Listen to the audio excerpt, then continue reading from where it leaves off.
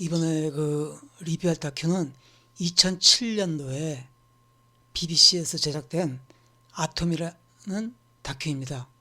이 아톰은 3부작으로 됐죠. 그 중에 이제 1부가 The Clash of the Titans, 거인들의 충돌이라는 거고, 그 다음에 2부는 The Key to the Cosmos, 우주의 열쇠, 그 다음에 3부는 The Illusion of Reality, 현실의 환상. 이렇게 해서 3부작으로 제작이 된 겁니다.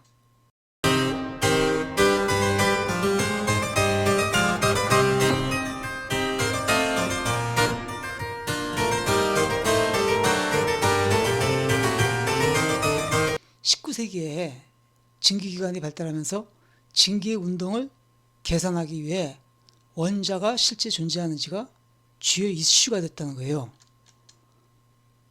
그 중에 이제 볼츠만이라는 학자가 원자의 존재를 주장했다가 물질주의자로 비난을 받고 1906년에 자살을 했다는 거죠.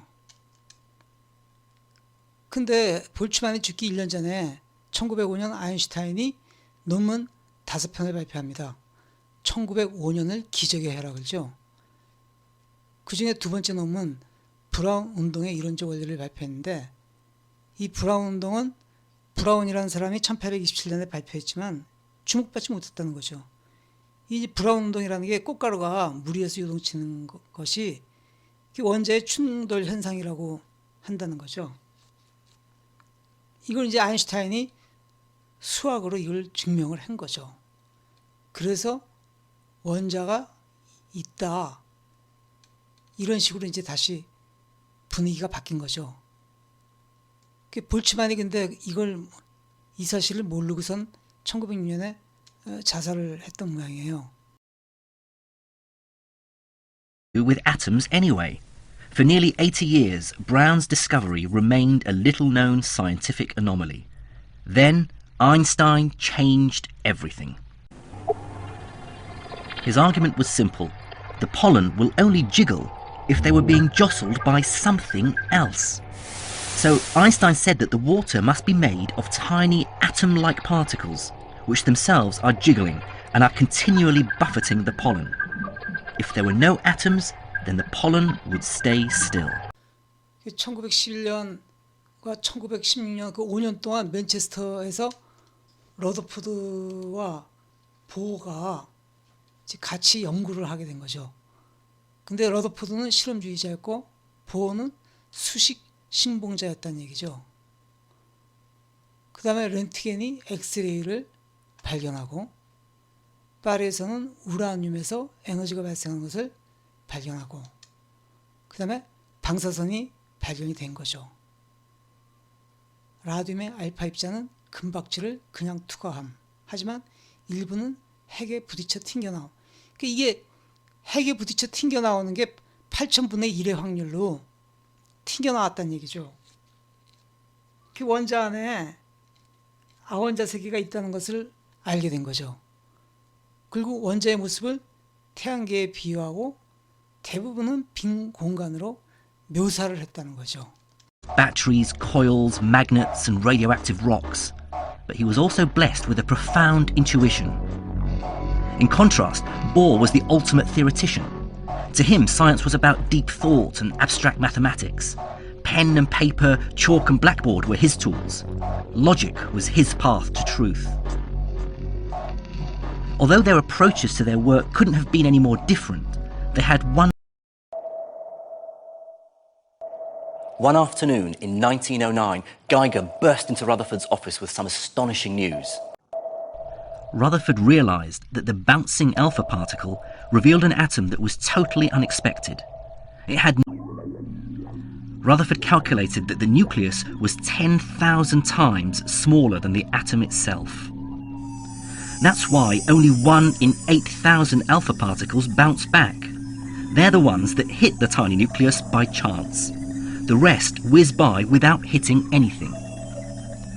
The first astonishing consequence of this idea is that Rutherford's atom is almost entirely empty space. That's why nearly all the alpha particles race through the gold atoms as if there's nothing there. there really is nothing there. 1911년 보어는 맨체스터 대학에서 러드포드와 합류하게 되는 거죠. 원자와 빛은 관련이 있다. 원자 개념을 바꾸는 양자도약을 주장한 거죠. 보어가. 이건 다층 빌딩으로 설명할 수가 있다는 얘기예요. 빛의 색이 양자도약과 연관이 있다고 주장하고 스펙트럼을 정확하게 설명을 했다는 얘기예요. 그 양자도약을 주장함으로써 구세대와 신세대의 전선이 형성되었다 이런 얘기죠. 그러니까 그 전자가 에너지를 많이 받은 전자는 빌딩의 높은 층에 위치한다는 얘기죠. 그 다음에 에너지가 작은 전자는 아래층에 위치하고, 이게 위층에서 아래층으로 떨어질 때 그때 이제 에너지를 내놓으면서 빛을 만들어내는 거죠. 그 빛의 색깔도 그때 이제 이렇게 나오는 거죠. 이런 것들을 보어가 양자도약이라는 걸로 해갖고 추정을 했는데 정확하게 맞아떨어졌다는 거예요. 그러니까 높은 층에 있을수록 그 푸른색이 나고 낮은 쪽에 있을수록 이제 붉은색이 난다는 얘기죠. 푸른색 쪽이 에너지가 많고 붉은색 쪽은 이제 에너지가 작다는 얘기죠. 그런 식으로 이제 얘기가 된 거죠. One of the first of this new breed was Niels Bohr. He sailed from Denmark in 1911 and made his way to English soil, fearless in his thinking, and was prepared to abandon common sense and human intuition to find an explanation. So, in a leap of genius, he started to look for clues about the atom's structure, not by looking at matter, but by examining the mysterious and wonderful nature of light. When an electron jumps from a higher floor to a lower one, it gives off light. More significantly, the colour of the light depends on how big or small a quantum jump the electron makes. So, an electron jumping from the third floor to the second floor might give off red light. An electron jumping from the 10th floor to the second floor, blue light. To test his new theory, Bohr used it to make a prediction. Could it explain the mysterious signature in the spectrum of hydrogen? After months of calculating furiously, he finally came up with a result. And his prediction was surprisingly accurate. For the first time ever, it looked like the spectrum could be explained. And back in 1913, that was big news. Bohr's weird new atom and his crazy quantum jumps were a shot across the bow of traditional classical science, and the old school reacted angrily. Leading the traditionalists was giant of the physics world Albert Einstein. He hated Bohr's ideas. 루이드 브로이는 전파로 원자를 설명할 수 있다고 생각을 했다는 거죠. 원자는 파동이 전부다라고 해요. 양자도약을 부정했는데, 이게 이제 아인슈타인의 광량자설에서 영향을 받아가지고 입자이면서 파동이라고 한 거 아니에요. 빛이. 그러니까 모든 그 빛 말고 우리 일반 물질을 되게 입자라고 하잖아요. 그 입자가 그럼 파동일 수도 있겠다. 그렇게 생각했다는 거죠. 그래서 그런 원자도 우리가 이제 일반적으로 입자로 알고 있는데 그게 파동일 것이다. 이렇게 생각을 했다는 거죠. 거기서 이제 슈레딩거도 또 영감을 받아가지고 파동 방정식을 만든 거죠. 원자는 순수한 에너지 구름 모양의 파동이다.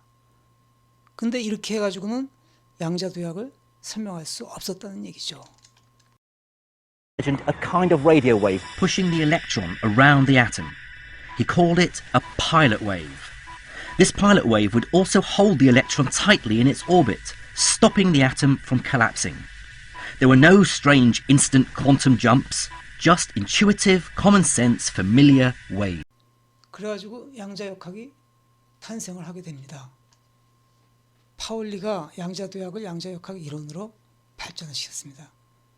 베타 원리라는 것을 만들어가지고 전자가 각 층에 들어가는 법칙이 있다라고 얘기한 거죠.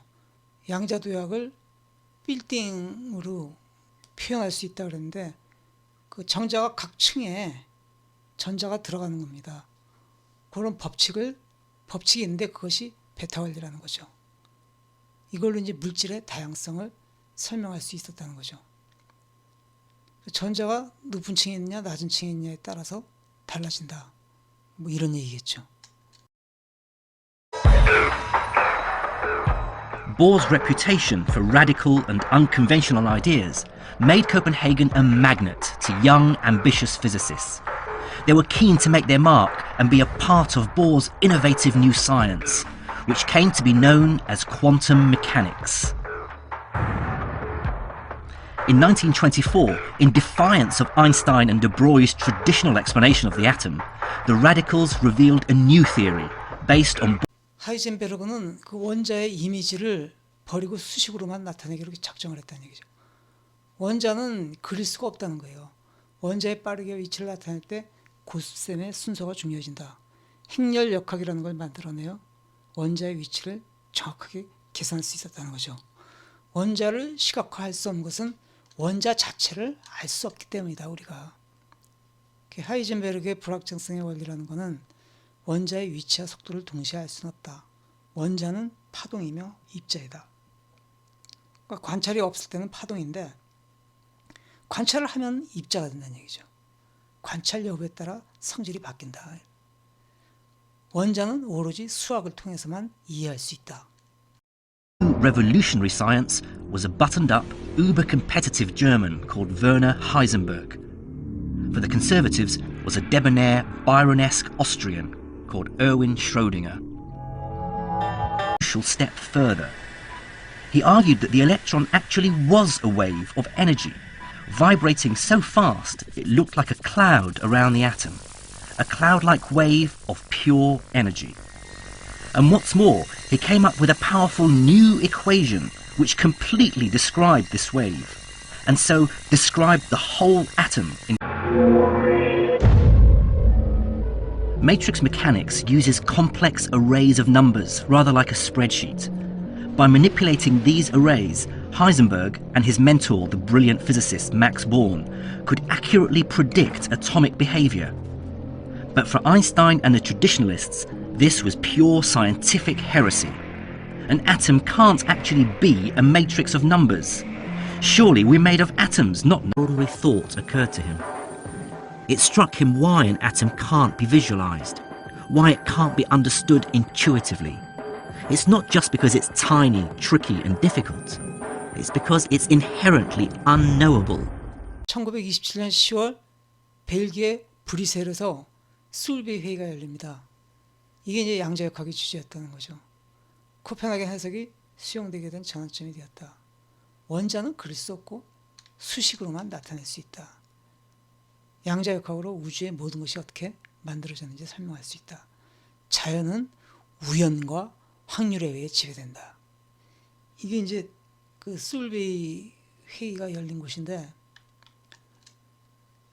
벨기에 브뤼셀 레오폴드 공원이라는 데서 열리게 된 거죠. 저게 무슨 고등학교 건물인가라 그러는데 이 건물에서 술베이 회의가 열린 겁니다. Conference in Brussels. All the world's leading atomic physicists would attend. If Bohr and Heisenberg were successful, then they would lead a total scientific revolution. This is amazing. Although Einstein went to his grave never believing quantum mechanics, Solvay 1927 was the turning point at which the rest of the science establishment came to embrace the Copenhagen interpretation. 이게 그렇게 유명한 사진이죠. 이 사진이 1927년 10월 5차 물리학 솔베이 회의인데 여기 총 29명이 참석을 했는데 이 중에 18명이 노벨상을 받은 사람, 17명이 노벨상을 받은 사람이에요. 당시에는 이 회의를 열 당시에는 8사람이 노벨상을 받고 있었고 29명 중에 나중에 9사람이 더 받아가지고 총 17명. 그 중에 이제 마리 키리가 유일하게 노벨상을 2번을 받았습니다. 노벨 물리학상이랑 노벨 화학상 두 개를 받았고, 여기 보면은 알버트 아인슈타인이 역시 그 위상이 말해주듯 제일 가운데 있습니다. 왼쪽에 4명, 오른쪽에 4명입니다. 로렌츠가 가장 이제 나이가 많으니까 아인슈타인 옆에 앉았고, 양자역학 갖고서는 이제 그 보어랑 대립을 한 거죠.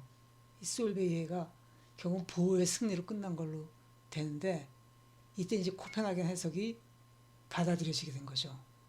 그때 아인슈타인 편에 서 있던 사람은 슈리딩거랑 루이드 브로이가 아인슈타인 편에 섰고, 그 다음에 보어는 여기 막스 보론 있고, 막스 보론이랑 이쪽에 하이젠베르그가 있죠. 하이젠베르그랑 파울리, 이렇게 4명이 코펜하겐 해석을 따른 거죠. 이렇게 해갖고 일주일간 뭐 열렸는데 계속 논쟁을 했다 그래요. 하여튼 당시 최고의 그 물리학 쪽의 석학들은 여기다 모인 거죠.